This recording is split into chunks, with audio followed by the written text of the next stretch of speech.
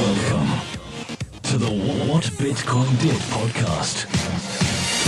Hello, welcome to episode 9 of the What Bitcoin Did podcast. I am your host, Peter McCormack, and this week I have an interview with Morgan Rockwell from Bitcoin Inc., who was recently arrested by the Department of Homeland Security for selling Bitcoin through localbitcoins.com. So I reached out to Morgan. It seemed a pretty interesting story and asked him if I could come and chat to him about it, which he agreed to, but this did not turn out to be the interview I had expected.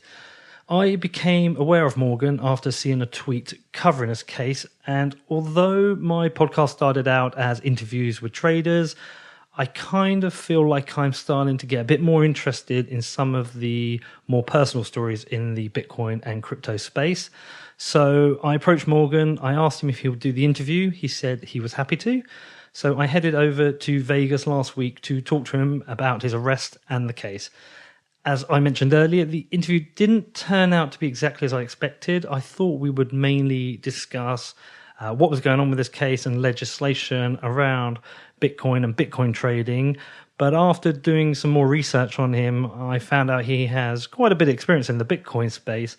So we ended up covering a whole bunch of topics, from the role of Bitcoin in society, how the future machines can use a technology like Bitcoin to cover payments, as well as the role of AI, artificial intelligence.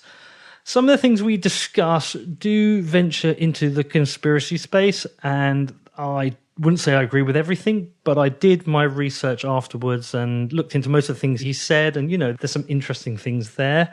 I did find him interesting. He seems to have a whole bunch of knowledge. I think he reads a lot. He's a bit of a big thinker. But it's definitely not the interview I expected. We do cover the case, though. It is worth listening to. It is a very interesting and important subject. So, yeah, just take a listen, and I'll be interested to see the feedback on this interview. As ever, look, if you want to support the show, I do ask this every week, and I will continue to ask this every week because it really does help. So if you want to help me, please do go over to iTunes and give the show a review. Hopefully 5-star if you think it deserves it. That really does help with the rankings when people search for shows based on Bitcoin and cryptocurrency. You can also follow me on Twitter, Instagram, Medium, Steemit, all those channels. My handle on all of them is at What Bitcoin Did. You can check out my website. I will be releasing a more regular newsletter soon. You can sign up for that. The website is at www.whatbitcoindid.com, and you can share this show out on social media with all your friends and family.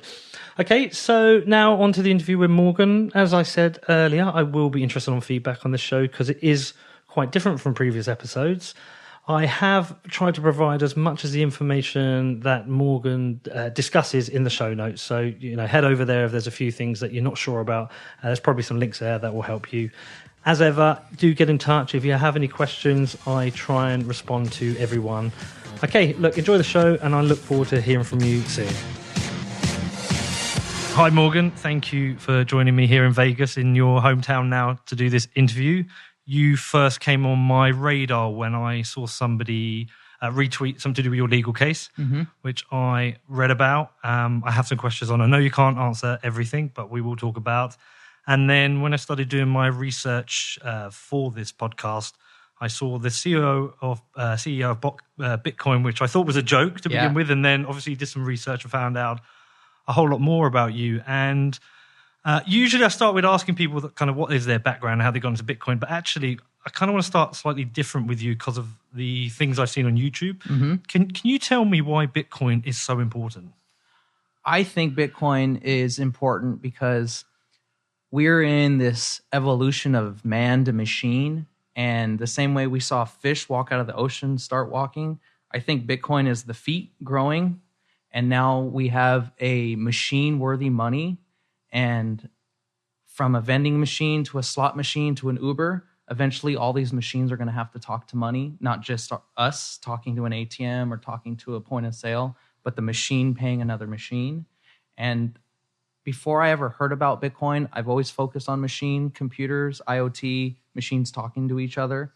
And there's plenty of loopholes of security flaws and all of that. And when Bitcoin showed up, it became like the epiphany of the security to all machines. And I think Bitcoin is focused on heavily as money, but I look at the computing power, the hash rate, the security of the network. I think that is the tool that really needs to be kind of tangibly thought about.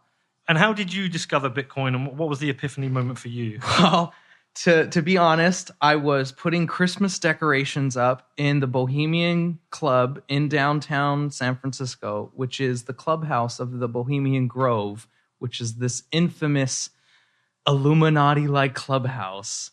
And I was there trying to find out if, the people really run the world from these frat clubs. And I was trading Forex, dollar, euro, peso. And in the conspiratorial world of the Illuminati and the money trying to run the world, I was actually preparing for the North American Union, like the European Union. And I was expecting a new currency called the Amero, like the euro. And the same way London had the pound and the euro accessible, I felt that maybe the United States would have the dollar and the Amero accessible. So I was planning on becoming a currency trader and trading these two currencies and learning how that worked. So I was pretending to trade on Forex with the practice accounts. And when Bitcoin became public, I read about the white paper in 2009, and I was trading basically fake money to learn how to trade Forex.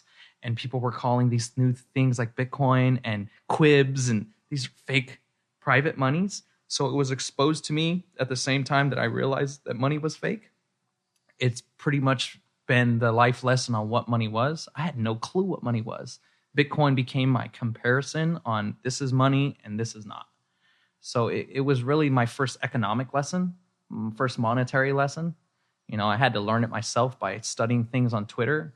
I was kind of a part of that, anonymous Guy Fawkes wearing kids online in 2010 and 11 and 12, Occupy Wall Street. And things like the NDAA, which basically got passed and called us all terrorists, and all these rights were being removed. So I wanted to understand how this was happening, why it was happening.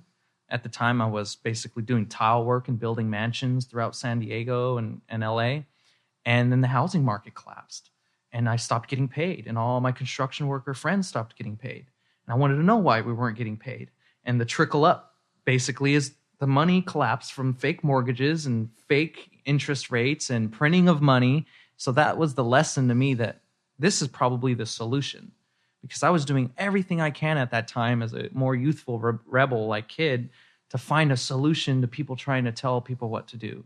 Who runs the world? I did not believe in that. And I wanted to find a way to make sure that we were all free. And in searching that, I found Bitcoin. That this may be the actual solution to heal us from these groups of people telling us what to do. And in the side effect of learning Bitcoin, I realized that this is going to be the tool that machines run the world, not men. And that needs to be architected and educated in the proper way, because the same way we didn't know that frat clubs for the last 100 years were telling our Congress what to do or telling bankers what to do, we don't want machines telling us what to do and no one knowing how it works. So my realization was, who's in control of the world? And it's the money. And if Bitcoin's here, this is the new money. So the people that want to control the world will want to control that, or the machines that will use it will want to control the world. I know that that's the center factor of who tells you what to do, who gives you your food. And I think Bitcoin is at the center of that fight. But like I said, it's like the fish walking. It's an evolutionary step. And there were plenty of fish that died along the way. So a lot of people think Bitcoin may not be the one global decentralized currency. We may have like a Rothschild-backed currency or a Federal Reserve-backed currency. But either way, the fish has walked. Now that happened. And Bitcoin is my first exposure to that change. So you foresee the Terminator scenario potentially happening? Well, I'll say that before I worked on Bitcoin, I was a beta tester. I did a lot of testing for MSN, Google, Microsoft, and before Facebook, MySpace, and things like that. And my fear of Terminator really arose from not just the childhood being raised on these movies, but actually working at Google on a lot of projects that they were working on, including the precursor to their DeepMind, the precursor to their neural networks.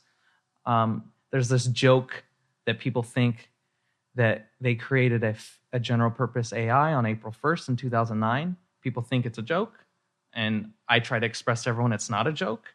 YouTube and Gmail was released on April Fools, to try to, if it doesn't work, it's a joke.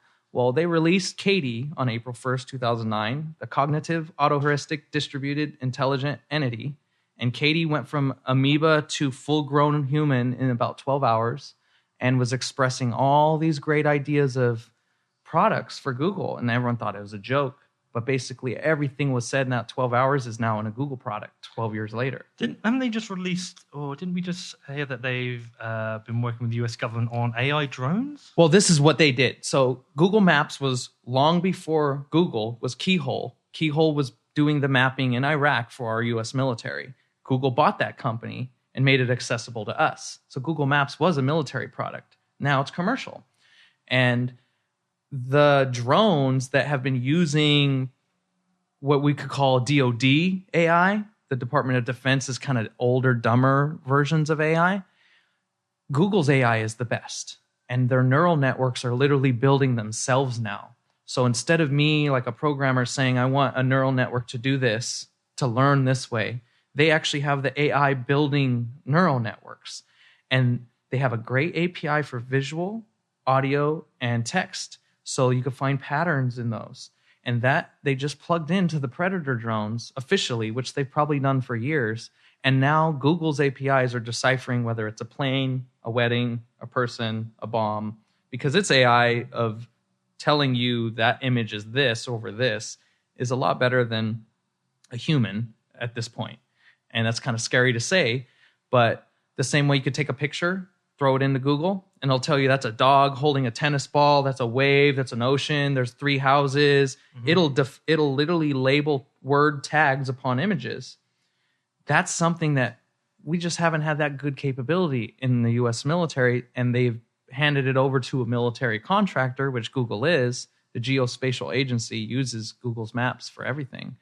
And so where does that sit with you ethically in that, Google, don't be evil, and, some would argue anything military related could be argued as evil, but at the same time, if they're producing tools that makes warfare safer, arguably, you're right. Yeah, I know it's a right. It is. It's a moral line of, because we've seen like in the movie Terminator and all the renditions of it, where the man over flesh, the man half machine, the machine gets turned into good. Arnold helps us, but the first time he was trying to kill the lady. That whole lesson from the movies, from all Terminators, really shows you that full spectrum that you can't get rid of D-Day. AI transcendence or the singularity, it's going to happen. And the same way people are afraid of this New World Order or Illuminati, global governments will happen, but it will come by conquest or consent. And I think the same way with war and AI, you will become a cat and dog, like in Rick and Morty, when Morty sits down next to his little dog, and the dog's like, Morty, you were my best friend. You get to keep your testicles, and I'm not going to neuter you. I fear that AI may look at us like a cat and a dog, and if we're not friendly, you're going to get neutered because population and such and such. And now this machine is the manager of our society. That's kind of, a human wants to be superior to that. We never want to lose that, but I don't really want to be a moral compass for that, because I've built things like BitSwitch that made machines like laundry machines turn on with the Bitcoin payment. And that's like basically teaching Terminator how to use money. But at the same time, if every machine ran that way, no matter how smart it got, it couldn't do anything on its own without a human paying it. So that maybe puts us back in control, the leash on the dog. Now, it's like lawnmower man, lawnmower dog, like in the cartoon. Do you want the dog to be smarter than you because you want it to not pee on your couch? Well, don't train it to be smarter than you. And we've already built something that's way smarter than us. That's why Elon Musk meets with like Governor Sandoval and says, I've been exposed to the AI. You want to regulate it if you saw it. Because he was actually there funding that, and Google DeepMind took him out through investments. And they asked, like, are you afraid? Who is it? He's like, there's only one company. Is this someone competing with your cars? He said, there's only one company. And it is Google. And Google is this now moral compass of what is evil. That's why they did that. But to even be more conspiratorial, Google's not run by itself anymore. Alphabet runs Google. Mm-hmm. And I can tell you in my own mind, I know who made Alphabet. And it ain't any of the men in the board of directors. It's that AI that said this is a more efficient way to run the company and the investments and the shares. And you could bet that that AI is at stake there, because I was told that Katie got paid a Google Wallet paycheck and she gets 20% of her own free time to do as she wants, like every other Google employee. Katie gets 20% free time. Just like Charlie Lee did. He got paid to build Litecoin on Google computers, and Katie gets 20% every CPU cycle to do whatever she wants. Wow. We had Charlie on a couple of weeks ago. So that concept, I know from the roots that Google's smart enough to build things like Litecoin, and Google Ventures is smart enough to fund Blockstream, but I don't think most of the people on Earth are smart enough to realize that company is run by artificial intelligence, not people. And if that concept became normally known by masses, the California Invasion of Privacy Act cannot throw AI in jail. But it could throw Facebook employees in jail and fine them for that, but not Katie. So that's the moral compass of, are we dumb enough to not even protect ourselves on words and law, and maybe shooting it, or pay it Bitcoin to shut up? That's my philosophy, you know. And it's almost like global warming, right? We are seeing the ice caps. We're seeing the ice caps melt. We're seeing weather change, but everyone's kind of said, it's not a problem now. It's not a problem now. Let's forget about it. It seems to me like the AI thing is similar in that it's not going to be stopped. Yeah. It is coming, but I don't think people when you say to people, I say Terminator scenario, they're going to but that's not really going to happen. But to quote Elon Musk, we need to regulate it preemptively, and he says this is one of the only industries I feel that we need to regulate preactively, not reactively, because once it's there, you ain't going to regulate it away. You may be able to tell people to not build AI that wants to kill people, and if we catch you, we throw you in jail. Well, that means that someone like me, who writes a piece of code, an assembly language that says, hey, laundry machine, turn on when you get paid Bitcoin. If someone turns that into WannaCry and it attacks a computer and you have to pay it to get it back, am I liable as a person that wrote the code for making something that's used as a weapon? But if AI goes and threatens someone on Twitter, am I liable, or is AI liable? Who is liable there? But even with like Tesla, I saw a program about their automated driving. Yeah. And the moral decisions. The moral math. What it does, do I kill 4 kids or kill a little kid or keep the driver alive? Exactly. And, so, I mean, Elon's already in that place where they have to think about that. Should really make us as humans think about what our moral compasses are, right? Where is our line of morality? Because to quote like the Joker, one little gangster blows up, or one little troop of trucks of soldiers blows up and no one bats an eye. But one little mayor blows up and everyone freaks out. Yeah. So where's your line of morality? Because like putting a gun in Two-Face's hand, chaos is the universe we're in. Create some chaos. Because if we don't have that chaos and we don't see it, we're not going to learn. And like I hate to say it, but if cars like with AI don't start crashing, we're not going to learn how to be better drivers. Well, we've already had 1 million drunk driving accidents, and all those computers have records of it in those old cars too. And I can guarantee you Tesla took all that data to learn how not to crash. So 1 million people have died drunk as shit. And that's probably taught cars how to not do it anymore. So self-sacrificing the species, how many fish walked out of the ocean and never made it? And that one finally learned to breathe. It's the same way in my mind. Like we're evolving. It's a species. And some people think they're going to become computers or the Borg or download themselves into the cloud. If that becomes our future where machine is actually new silicon life on Earth, we don't want to be a dumb fish and say, no, we're going to stay in the ocean. Like, okay, so you know what I mean? So AI is here. It's not just coming, it's here. It's here. Technology evolution continues. We are heading to a place where every computer will be able to talk to every computer and every device. As you said, your computer talk to your fridge, talk to your car. So we're in a place where the evolution of money requires a global currency. Because if we're having machine-to-machine payments globally, it can't be the dollar. It can't be any centralized government-run money. It has to be decentralized. Well, my theory is that we have a global currency. It's the SDR, the standard drawing right. It's backed by 5-6 different national currencies, and the only one in there is the gold-backed yuan that's actually got real non-fiat value. But maybe they throw Bitcoin in there, and that becomes the Earth dollar still. It's just backed by Bitcoin.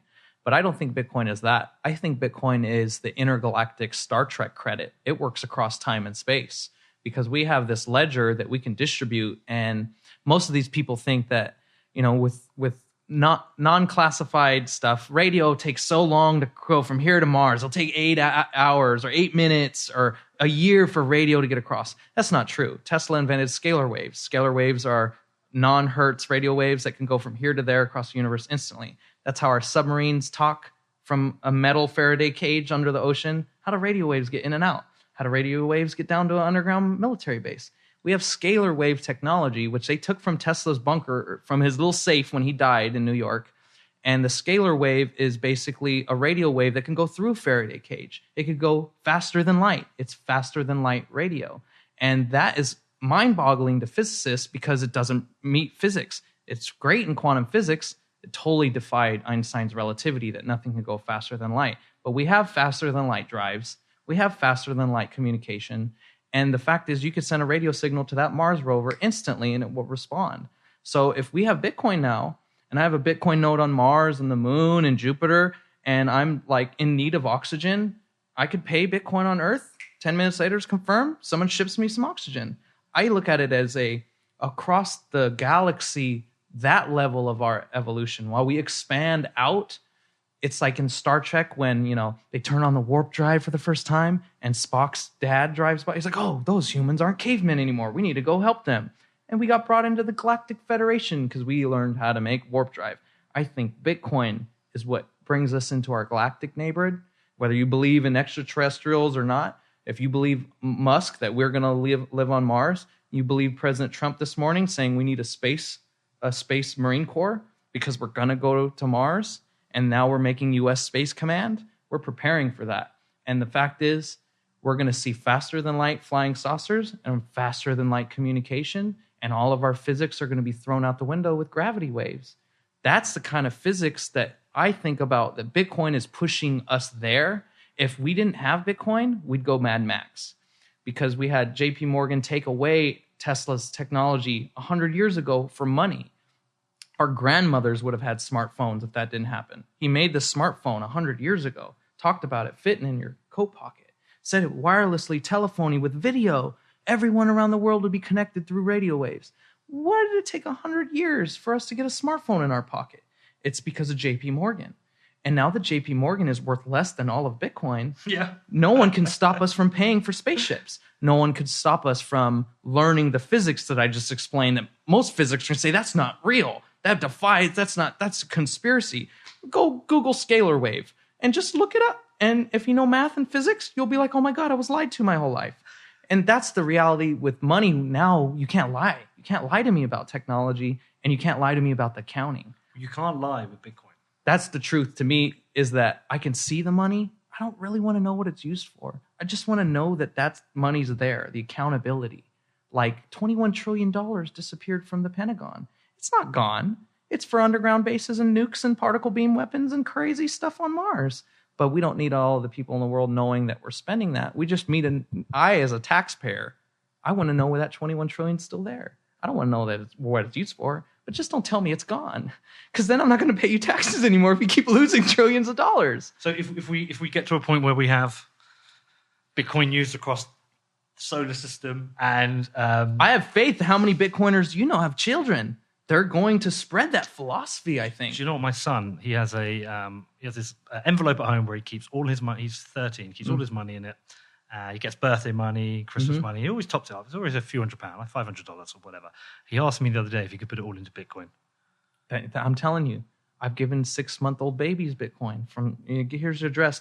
Dad, give it to him when he's there. Well, his view is, he says, if I put it in now, Dad, by the time I'm your age, I'm never going to have to work again. And he's right. Yeah. And that's the thinking that I didn't have at that age. It took me till 20 to realize, why am I trading dollars against euros and yen? How is this money moving in value? What is the value?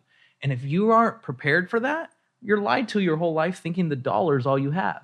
But I had a privilege of working with a lot of guys from Mexico that came across the San Diego border to do tile work.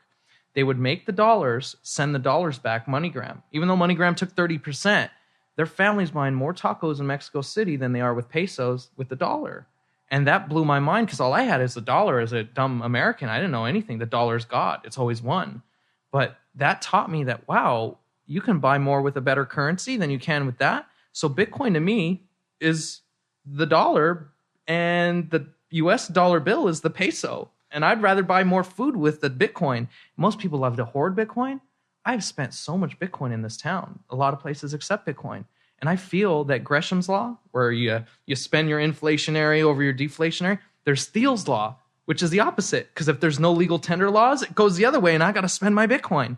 That's what Vegas has embraced, Thiel's law. I'm spending Bitcoin here because I get more food than I do with dollars. But you know what? Like, the other thing it's done is most of the people, since I've been doing this podcast, how old are you? I'm 30. You're 30. In July, yeah. That's what we said, didn't we, earlier? I guess 30. So the first couple of guys on my podcast are like 21, 22. There's a lot of young people in this space who have never had a better opportunity than any of us to not have to go to work and sit in a box and tap on a computer. They can sit at home, they can create businesses, they can trade crypto. There's so much opportunity for them.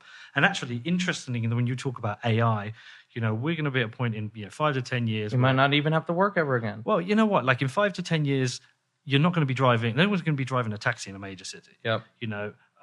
AI is going to be running everything. Everything. And it's writing its own code today. So even the programmers who have to make it, they're not even needed anymore. But it makes me question the relevance of the current schooling system. And it's an active issue for me thinking, my son has to choose between art and drama at one point at school. Yeah. It is broken and it's caveman. Yeah. You need an AI to tell you need to learn it all at once. And here's the reference between they all correlate.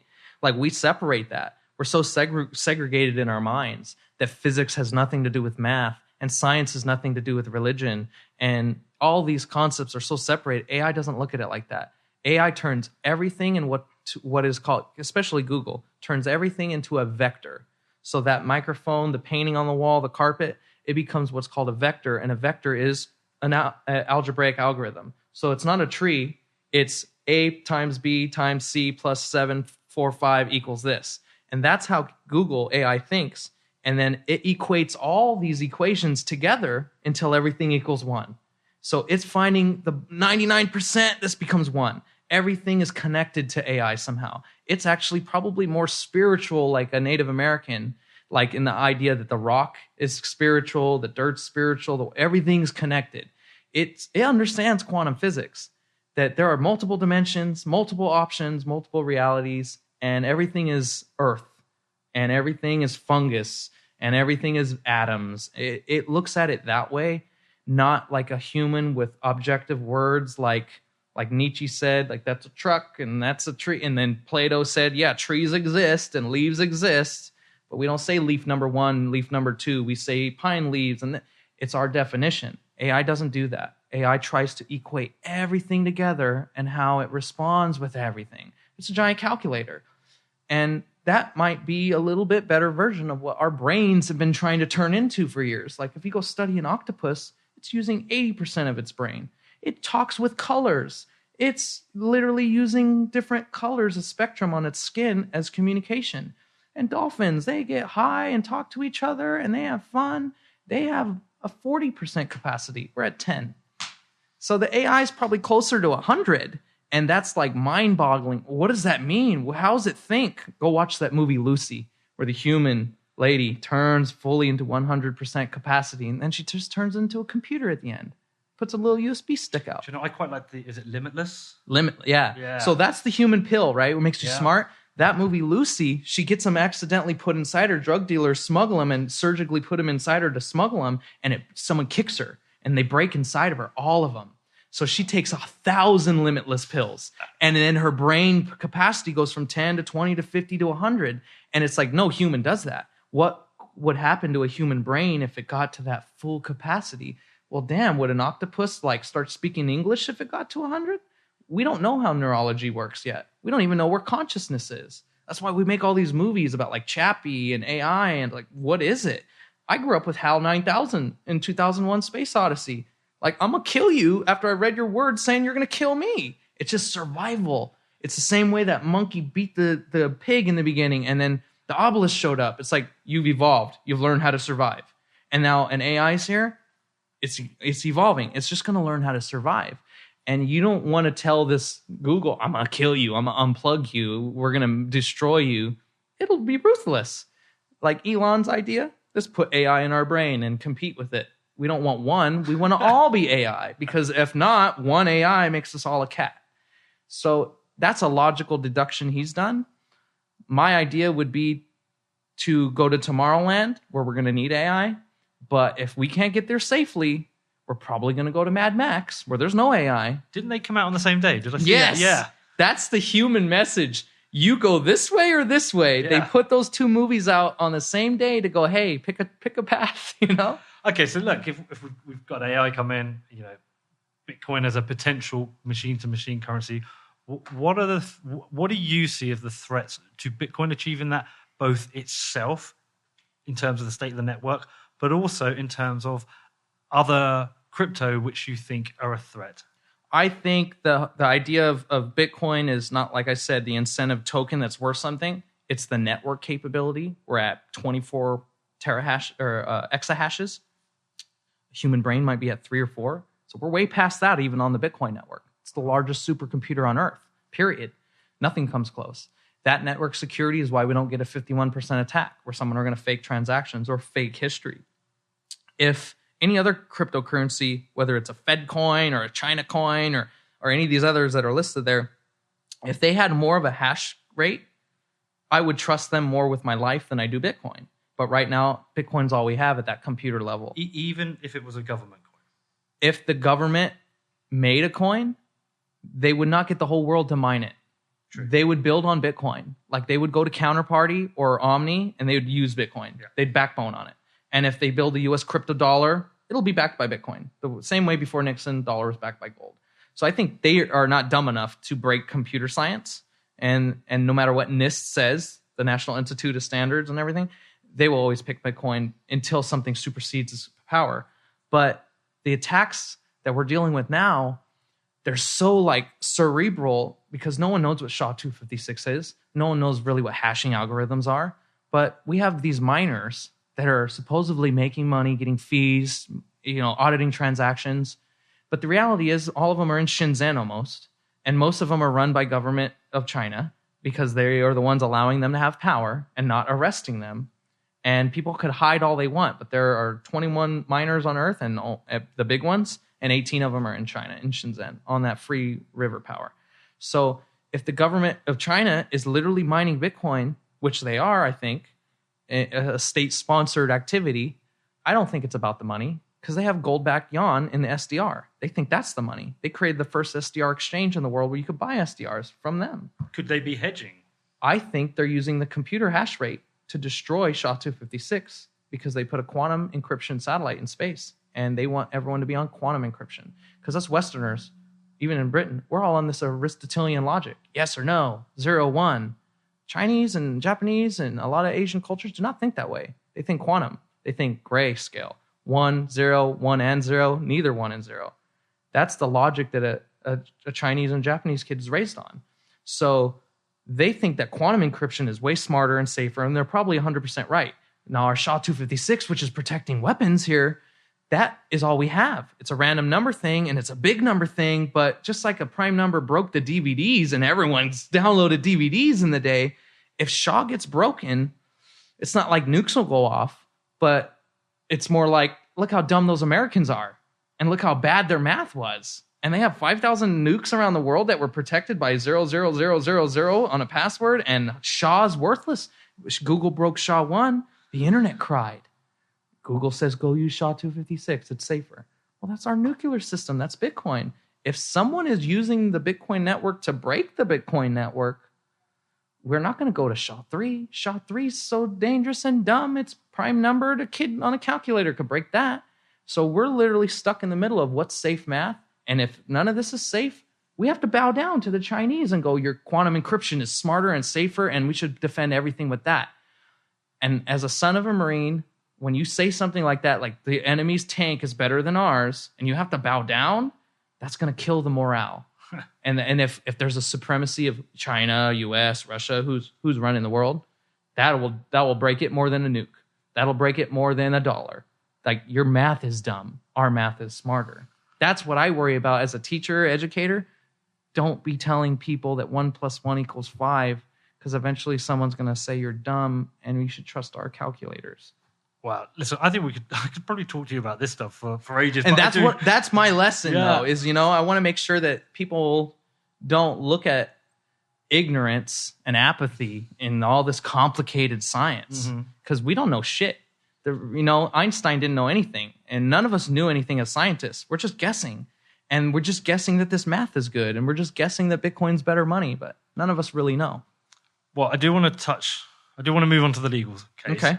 I'm not sure how long we could spend talking about it, and I know there's some things you can't answer. I can explain what is happening. I just can't talk about the details of what I'm dealing with in regards to why it's happening. Well, let's go back, because some people won't know about this. Yeah. Again, this is a really interesting and it's point. really important to all of us Bitcoin users. Well, yeah, because on a fundamental level, you were arrested for selling Bitcoin. On a fundamental level. Yep. Which for me, if I trade Bitcoin back on Coinbase, I'm on a fundamental level, it's the same thing, right? It's no different than an ATM doing the same thing. No, and the US government, well, with the CTFC and the SEC looking at crypto, and quite favorably, it seems contradictory to look at your situation. So I guess the best way is to start by saying, when did this first kick off? What actually happened?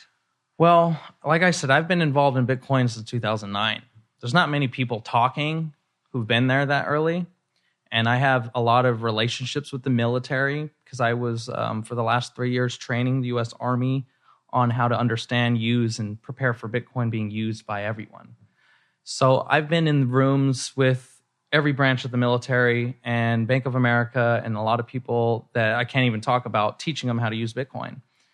And doing that, it was involuntarily asked of me to do it while pitching Bitcoin technology to companies like Intel and Google. And they're involved in the military, so those relationships came to me.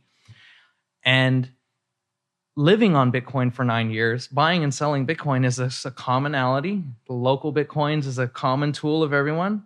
These Bitcoin ATMs that are everywhere are using my BitSwitch code to function. When you pay that address, that bill loader spits out cash. So I feel I'm personally being used as kind of a scapegoat to create new Bitcoin legislation that will basically allow the government not to regulate at the CFTC and the SEC, but to law enforce, kick your door down, ask you how much Bitcoin you have, give me all your Bitcoin. The horrors of World War II that the Jewish people had to deal with in regards to being taxed, having to turn over your property, being asked how much money you have, the privacy of money breaking. I feel that our country is going down that horrible pathway in the law enforcement to act like the SS and say, show me how much Bitcoin you have. But can you explain to me when you were first aware something has happened? When you about 2.5 years ago. Yeah, so that's how long this has been happening. So what happened? So you did the transaction, thought nothing of it? No, I mean hundreds of times that a frivolous transaction passed. That was normal. I did a transaction that I knew was a little abnormal because it was a little heavier than normal. The questioning of how much and why how much was a little abnormal, but it followed all the regulatory rules that I was aware of at the time. And when Bitcoin becomes watched or used by law enforcement, we're now in a situation where they're basically setting up people in stings the same way they used to set people up trying to buy a joint, trying to buy Bitcoin, to create intelligence in their own rooms of the FBI, the CIA, the Department of Homeland Security. They don't know anything. So they want to go out into the field and learn. And their way of learning is arresting people, asking them questions. So I was asked many questions. I was put in rooms where I wasn't supposed to be asked. What was the first time were you arrested? Or February 9th, I was arrested at the Palms Place just over here at home where I was living for about 3 months. At 8 a.m, about 3 hours after recording my first episode of my podcast, which I publicized was going to talk about Homeland Security arresting people. Right. The irony of that is Homeland Security showed up at my door and arrested me. So Homeland Security. Homeland Security, specifically Immigration Customs Enforcement. So to people who aren't based in the US, can you just explain who Homeland Security are? So Homeland Security was created after 9/11 by the Bush to create a umbrella organization to bring in Border Patrol, immigration, to bring in TSA at the airports, and to put them under one regulatory body where they can have one designated director of Homeland Security as a secretary under the president.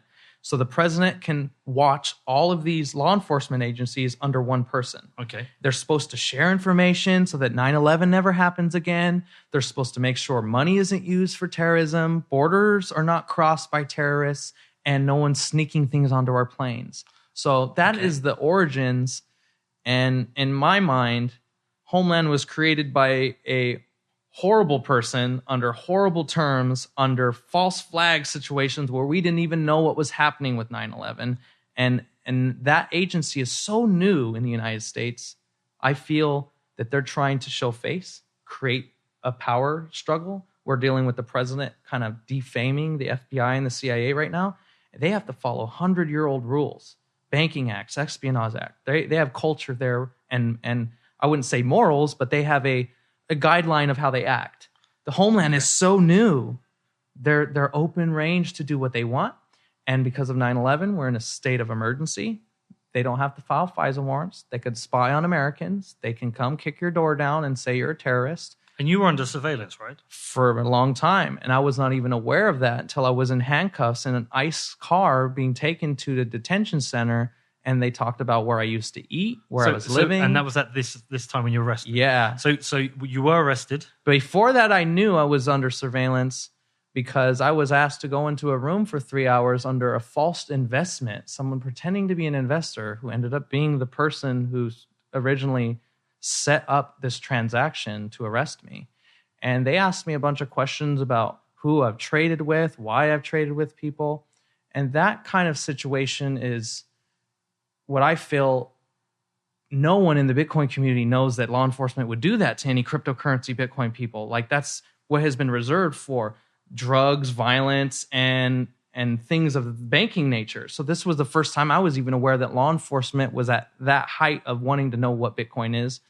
And the hour I walked out of that room, they publicized the Department of Homeland Security Assessment of Terrorist Use of Virtual Currencies Act. Right. Which was classified for months. And then now that act, it's not a law, but someone wants to make that a law. And I feel that they need to do their homework on this assessment, which includes arresting Bitcoin people, asking them questions, so that they can create an actual law that passes Congress to force you to tell them how much Bitcoin you have. And if you don't, penalties. Or if they find it, it's confiscated. But it's kind of flawed,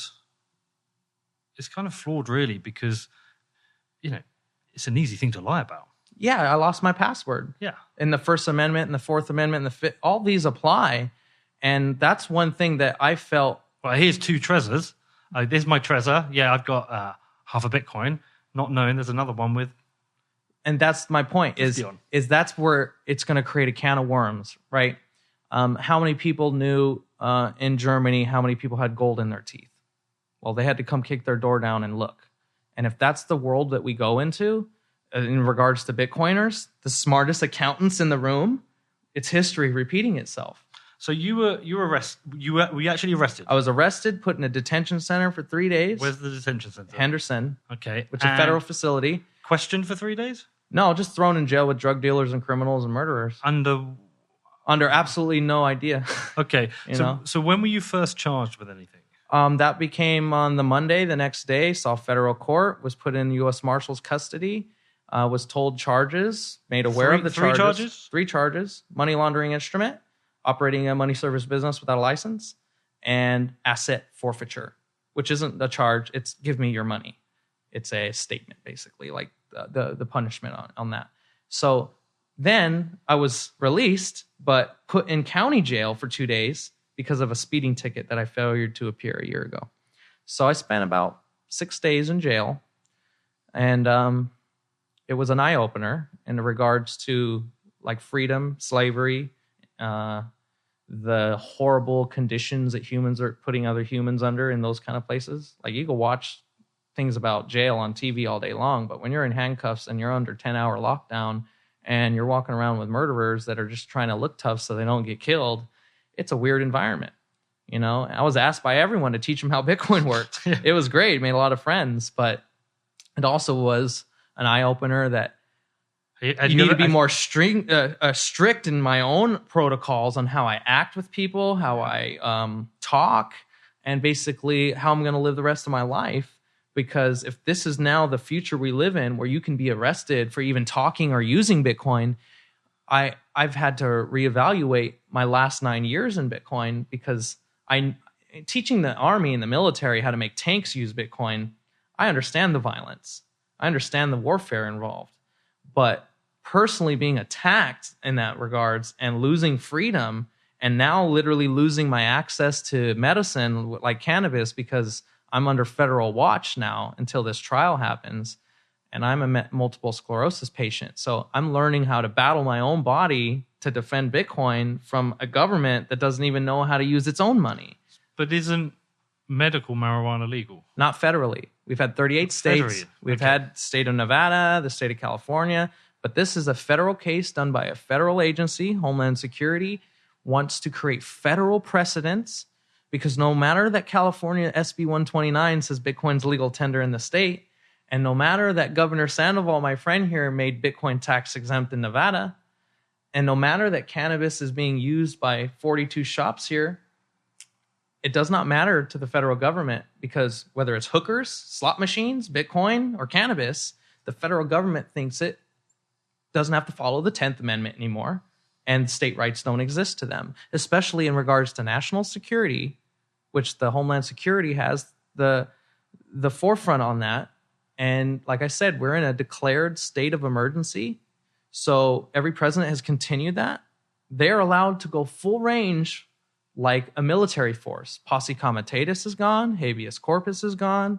Glass-Steagall is gone. Everything that's protected us from banks, from militaries, from persecution without lawyers, it's all gone. There's an unconstitutional zone from 100 miles from the border and the ocean, because you could be a potential foreign terrorist there, and we can't give you constitutional rights. And now foreigners, Supreme Court said, indefinitely detained. So for someone who isn't based in the States, and we don't understand this, where is jurisdiction with state and federal law? It used to be that if the federal government said, under Obama, through his memo, an example to cannabis, if the states are following state law and are not and are breaking federal law but are not breaking state law, the federal government will not be allowed to enforce upon them in any way. Jeff Sessions, who is not the greatest person in the United States, who runs the Department of Justice, removed that memo so that he can not only go after immigrants, but go after California, Nevada, and any other state that he says violates state laws or federal law. So that precedence is just a matter of who's going to enforce it. It's all on paper. So would the governor declare a state of emergency in California and Nevada? Would the Army National Guard, would the state military and the state police defend the state from the feds? That's happened in our American history. We've had state troops block the borders from federal agencies from coming in. We've had California just get threatened as a sanctuary state where immigrants can come and be free to get ICE pulled out. And they'll lose their TSA, they'll lose their border patrol, and then they'll lose their federal funding. That's the threat under federal government. We'll take our money from you. That's how the world works here. We're a capitalist society. And if you lose federal funding for schools, hospitals, and freeways, let that kid go to jail, because we don't want to lose that. But in regards to Nevada, there ain't no federal license for prostitution. And you could go outside the city limits to the Buddy Ranch. You know what I mean? And the federal government's picking on the casinos now over cannabis. They're afraid of losing their casino gambling licenses. But it's a federal thing because they have to put their money in FDIC banks. So it's literally all about money. And are you allowed to touch my money? Well, we have to give it to the Fed, so we have to follow the Fed rules. Mm-hmm. It's the same way the UN acts. Got to follow a lot of these UN rules, which may be crazy crap rules, like birth policies or Codex Alimentarius, which is the rules of what food are. And the UN says if you don't follow these rules, you lose in UN court immediately.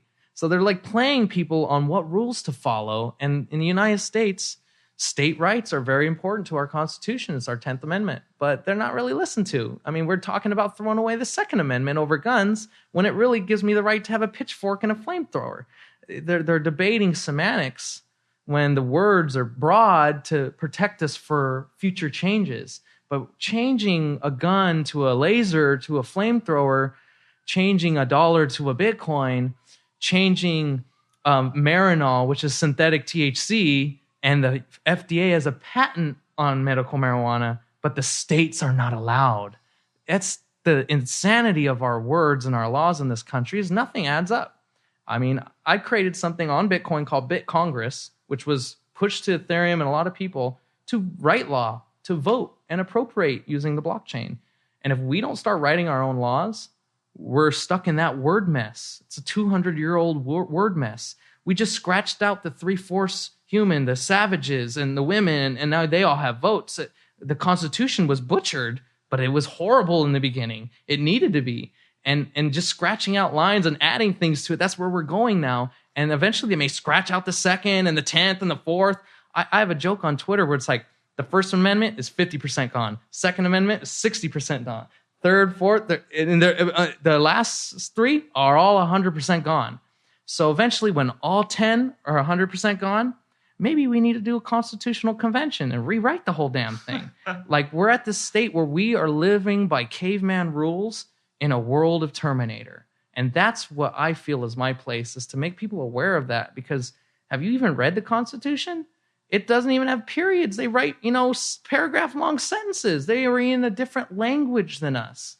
So it needs to be kind of rethought. Like, why are we even following some of these rules? Like, my dad was a Native American, a Cheyenne. They don't believe in the Constitution in Pomo territory and the North Dakota. They don't believe in that piece of paper on hemp. They believe they had rights given to them by nature. And the Constitution says, oh, you have rights by God. We're just acknowledging them. Whether you believe in God or not, that's what the paper says. But you go to the UN, man made these laws, and man could take them away. Yeah. And that's the kind of word semantics that like Nietzsche and our philosophers of word and history say, hey, you be very cynical with what words you use. Because like in Bitcoin, if you call it a currency, it's a currency. If you call it a commodity, it's a commodity. If you call it a security, it's that. But to quote Max Kaiser, this is the first new asset we've had in 400 years. It's not any of those. And they tried to make it illegal under the Stamp Act because it time-stamped. And they're trying to say you can't spend stamps in the U.S. as a currency. There are all these old words trying to be thrown on it. And we just call it Bitcoin. We as Bitcoiners don't know what it is. No. We get mad when someone calls it the blockchain instead of Bitcoin. It's because you have to be very picky with that. Okay, so look, back a step. So you're charged for three things. Mm-hmm. What can you tell me about where you are in the legal process right now? I did my arraignment. I had a lot of supporters show up. I raised about 16 Bitcoins to pay legal. Which is amazing. And it was very important because I hired David Chesnoff, who is a very famous lawyer here, and he's helped a lot of people involved in the gambling industry. He's helped Bitcoiners. He's helped a lot of very famous people in Las Vegas's history, and he's very close to the family that helped build this city. So I hired him specifically because I know he knows what he's doing. And he helped get me released on a bond through some friends that helped sign over their property to make sure I was payable and released, because you have to have someone else pay. What would have happened if you hadn't got the bond? I would be in federal detention right now, like the 8 other people who were arrested before me for the same charges. Someone was caught with felony ammo possession, been in jail for 320 days now. So the fact is, 8 have been arrested for the same exact 2 first charges. Every other third charge is different. Right. So they're trying to create precedents in every district, Southern District, Eastern District, Northern District, with the same laws so that they can say that every district was violated, and we need to pass a law to change that. And have you spoken to these other people who have been arrested? No, but I've talked to a lot of the people helping them. Okay. Like we have the Abolish the Bit license group, which is literally trying to stop the license in New York that makes Bitcoin illegal unless you have a $100,000 license. All those little shops that used to accept Bitcoin got kicked out. Mm-hmm. And that is based on Charlie Shrem's case, which is connected to Mt. Gox's case, which is connected to the Silk Road's case. And these cases are what the precedents have happened in Bitcoin. So there are 3 criminal cases, whether it's a hack, robbery, not filing an SAR, or running a website where people were buying weed. Those are the precedences we're at in Bitcoin, and they want to make an even crazier precedence that just selling Bitcoin is bad, or buying it is bad, or not telling them you have it is bad. Because there are bills in Congress right now that if they pass, you will have to declare your Bitcoin at the airport. And if that happens and you lie and they catch you lying, you can expect punishment. And that's the world I don't want to see us walk into. I feel that we need to fight that in a legal stance. That's where I'm at now. I'm pleading not guilty, defending this myself. But it doesn't make sense, right? This whole bringing Bitcoin, you never actually bringing it in. That's where the law needs to hear that, and that argument needs to be told that you don't possess the Bitcoin, and the First Amendment, privacy of my password is how it works. And until they realize that when you move an abacus bead, but you don't own the bead, that's where they're going to realize in court. But if we didn't do this and I didn't go to court, you wouldn't even know these 8 other people were arrested. Yeah. And we wouldn't even know that someone was intelligent enough about Bitcoin to argue for it in court. Because I think they would have passed it and we would be screwed already. So when I'm traveling in, right, say I've got my Nano with me. I don't have, as you know, I don't have the Bitcoin with me. Yeah. It's on the distributed ledger and that's access to it. I don't see it's any different from really my cash card in my wallet. Well, our Homeland Security has a tool where they can take your debit card, they could swipe it, and they could take all your money off of it and freeze it if they suspect you of a crime. And our Jeff Sessions, head of DOJ, just said they're allowed to go asset forfeiture without a crime, a suspicion of a crime. So you can expect if they say, hey, we think you committed a felony or a federal crime like buying weed in a state where it's legal. We're going to take your wallet, we're going to take your credit card, we're going to freeze your funds, and if we find a phone, we're going to actually have a new device that taps on it, freezes it, and if there's any Bitcoin on there, we got your private key. And if they start doing that, which expect it to happen if the laws go that way. My whole stance here is to make sure the laws don't go that way. I'm going to try to create good precedents to protect that from ever happening, and I'm going to fight this case all the way to the Supreme Court to make sure that no one deals with the same situation, because if, say, it gets thrown out and they realize that they didn't do this properly and I'm too crazy for court, they'll go after someone in the same manner again and again until someone pleads guilty to make sure that that becomes law. Because in the U.S., precedence is how law's made. So just where are you in the present moment? Because I know you were. I did my arraignment, which picked dates, gave me freedom, and then basically I'm at a state now where I have to defend myself before trial to try to bring evidence to argue this case out of existence before an actual trial happens, which if I'm not successful, a trial date will be set, which could be up to a year or longer. So this may be a long, enduring battle, but eventually when the paper is drawn and this judge signs off, it either becomes good law for Bitcoin or it becomes horrible law for all of us using Bitcoin. And I feel that I'm educated enough to defend this and protect Bitcoin as a whole, especially from legal situations like this. Like you would have Vitalik brought into court to defend Ethereum. Who is going to do that for Bitcoin? And that is one reason why I formed Bitcoin Inc. I formed Bitcoin Inc. He bought Bitcoin.com after Mt. Gox. That man was taught about Bitcoin long after I was working on it. He doesn't have that status in my mind as the representative person of Bitcoin. He's also trying to demonize our brand. So I feel as the trademark protector of Bitcoin at Bitcoin Inc., which is our doing business as, and the legal holder of the CEO of Bitcoin title, it is my job to protect Bitcoin even in court. Because if I didn't exist under that title, who would want to do that shit? That would be insanity for a random person to go fight for Bitcoin use. So I literally put myself in this position after creating the Church of Satoshi, saying Bitcoin was my religion under the First Amendment rights of freedom of religion. I did that as kind of a joke, but also a protection in the future, where if someone tries to persecute you or throw you in jail, it's your religious right. Now, if I have to do that in court, that's what they're going to hear. What are the potential penalties here for you? I'm not really sure. If to look at it the most extreme way, I mean, I did a small transaction. There are people who are gone to jail for a year for doing $1.5 million, the same thing, but they're all felons, drug dealers and criminals and such that have records. I've never been arrested in my life, not even a speeding ticket. So failure to appear was the first time I ever got a speeding ticket, and I just didn't show up because I was up there in a different county. So I really don't know. But if you want to look at the worst case scenario on paper, $500,000 or 25 years in jail. And that's the full potential of them being bad, right? But that's not the reality of our court system. Our court systems are actually probably the most honest in regards to the federal government. They are fair in that regards. That no, I'm not going to get thrown in jail for the rest of my life for $9,000 trade, but I'm not going to ever admit that was wrong in any regards because I don't think it is.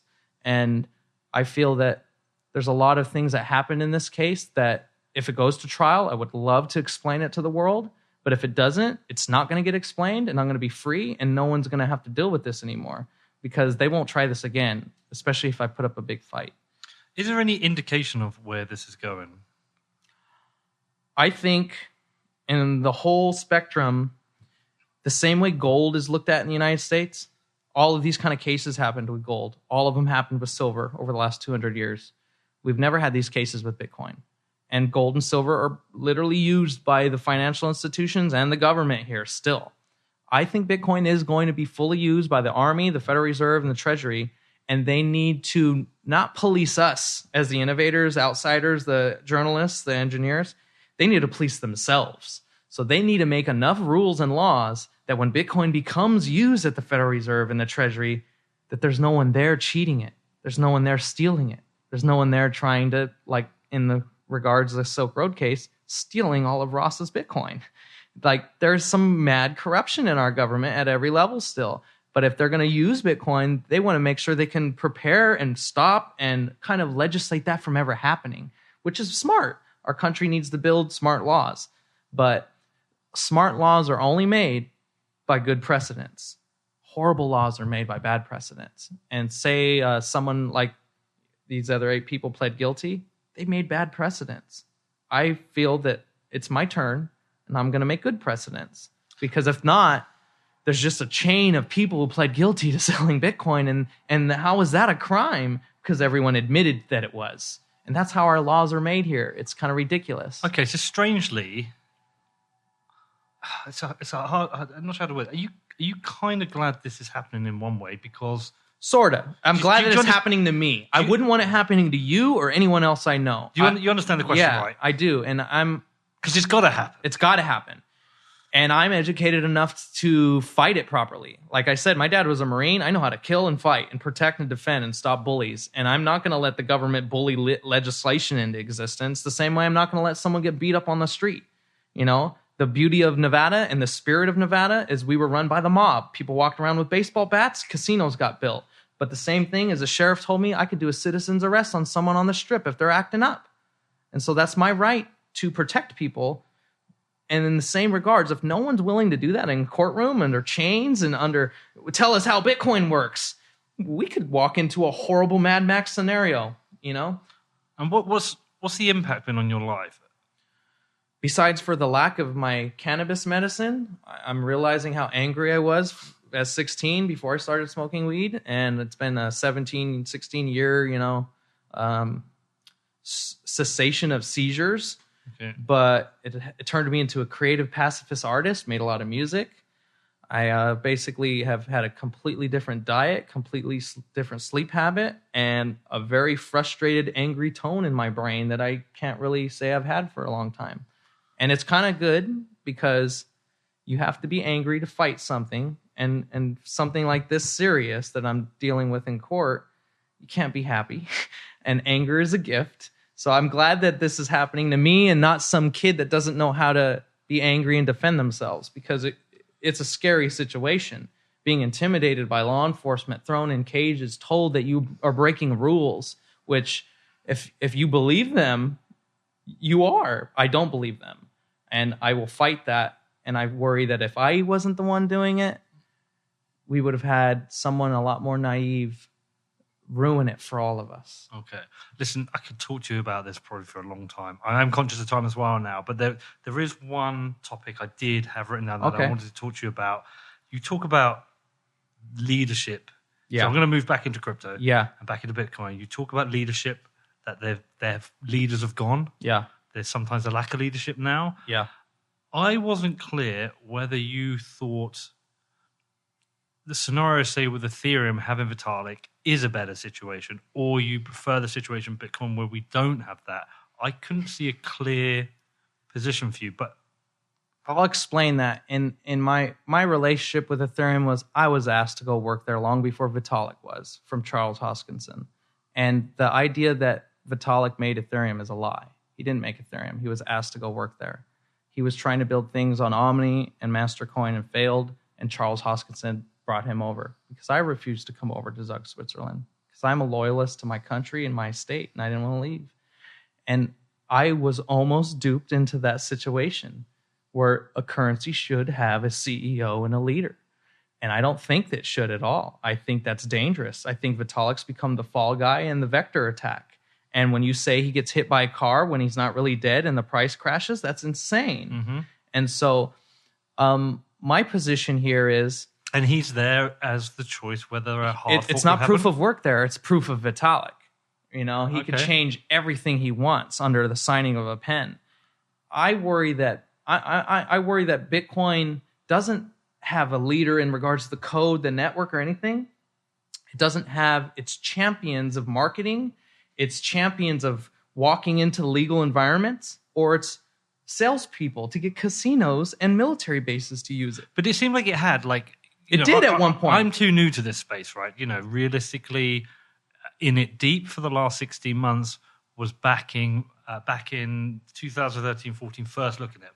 But it was only when I read Digital Gold that I read a lot of the names of personalities in there. And it seemed we had a bunch of different people on the tech and the marketing doing things. And I don't want to be I don't want to be a name caller, but every single one of them that you could name, including all three heads of the Bitcoin Foundation, they've all committed crimes.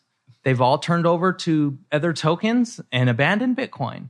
Even Roger himself has abandoned the original chain. What do you I think don't know why they did that, because I think most people are incentivized by money. You know, money's a good incentive. I was raised by a very evangelical Christian lady. I look at this as a spiritual mission in my life, in the same regards to protecting Bitcoin, to fighting evil.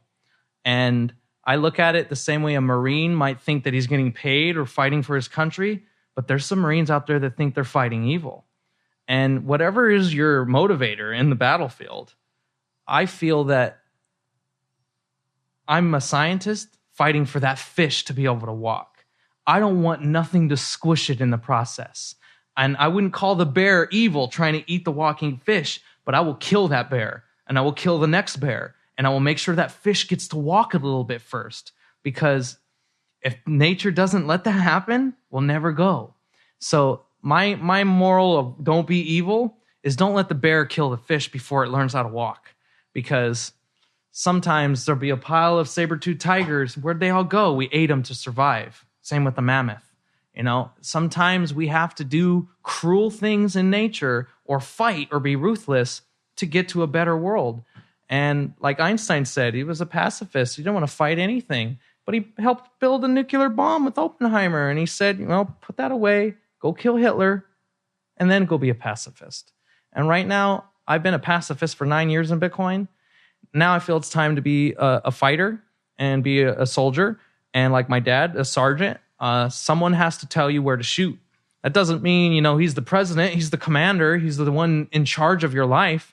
But a lot of people listen to my dad in Vietnam and took his orders when they shouldn't have, and he saved a lot of lives. So that's my example, is that you don't want to die because of this stuff. You want to survive, you want to have a better life. And if you're being ignorant and you're sleeping in your foxhole when mortar rounds are dropping, someone better tell you to get up and start shooting. So I feel that's my place, that I know how to speak, I know how to tell someone they're an idiot, and I know how to build Bitcoin technology.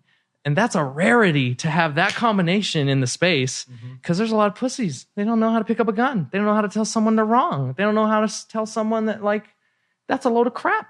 How can you say that to a child? You're wrong. Like, I feel that if that doesn't happen, we will walk down a road of stupidity, And it doesn't mean that you have to be violent or an asshole, but we have to have honesty. And sometimes the asshole is the most honest person. I feel too many people are too nice in this space, too kosher, too PC. And I was raised by Rambo, so I'm not like that, And, we can just try and wrap this up. What's going on project-wise with you? What is the other stuff you're working on? Oh, man. Well, before this, I was literally working on a lot of important things at Counterparty that I've kind of put aside for a moment just to kind of focus. But I feel that Counterparty, the original second layer of Bitcoin, is going to become very prominent. It does everything Ethereum says it could do, does everything all these other tokens say they can do. And now that we have the Lightning Network, which is basically instant payments, when you connect that to the token system of Counterparty, which is on top of Bitcoin, I believe that's what we will call the new internet, the new browser, the new TCP IP. It's going to be Lightning, Counterparty, Bitcoin. And I've been a developer at Counterparty for about 4 years, and I've done a lot of projects on Counterparty. I have things like Rick and Morty has these monies in the cartoon, the Blemflarks and the Flurbos. So I created these tokens as kind of like the rare Pepe or the kitties. These are digital assets that could become scarce trading cards, gamified tokens. I think that needs to be marketed and advertised. So I'm building a lot of projects on Counterparty, whether they're something like to replace Tether, something to replace the Federal Reserve, something to, as an example, I own Longitude and Latitude, those words on Counterparty. So you can have the blockchain record GPS movements, so we don't have lies in the GPS movements anymore. Something really important to like the battlefield, when GPS gets used against you. And I feel that as a scientist, I've done things like calcium, glucose, and phosphorus. I own those words.